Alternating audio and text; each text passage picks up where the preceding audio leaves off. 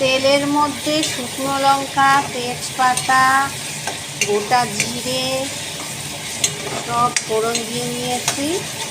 একটু দারচিনি, ছোটো এলাচ, বড় এলাচ, লবঙ্গ সব ফোড়ন দিয়ে কাঁচা পেঁয়াজ দিয়ে ভালো করে কষিয়ে নিচ্ছি।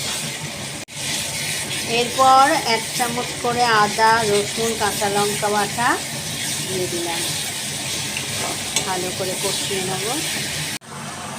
আগের দিন রাত্রে মুরগির মাংসগুলো নুন, হলুদ, ভিনিগার, গুঁড়ো লঙ্কা, কাঁচা লঙ্কা বাটা, আদা রসুনের পেস্ট সমস্ত কিছু দিয়ে ভালো করে সারা রাত ম্যারিনেট করে রেখেছিলাম।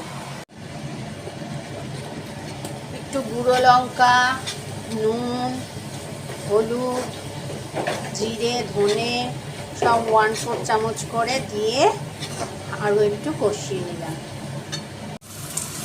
মশলাটা কষে গেছে, তেল বেরিয়ে এসছে। এবার সামান্য একটু জল দিয়ে আরও একটু মশলাটাকে কষিয়ে নেব। ম্যারিনেট করা চিকেনটা দিয়ে নিয়েছি। এবার মশলাটার সঙ্গে ভালো করে কষিয়ে নেব। ভেজে রাখা আলুগুলো দিয়ে একটু জল দিয়ে ভালো করে সেদ্ধ হতে দেব। চিকেন কষাটা এরম হয়েছে। আগের দিন ম্যারিনেট করে রেখেছিলাম বলে রান্নাটা আরও দারুণ হয়েছে।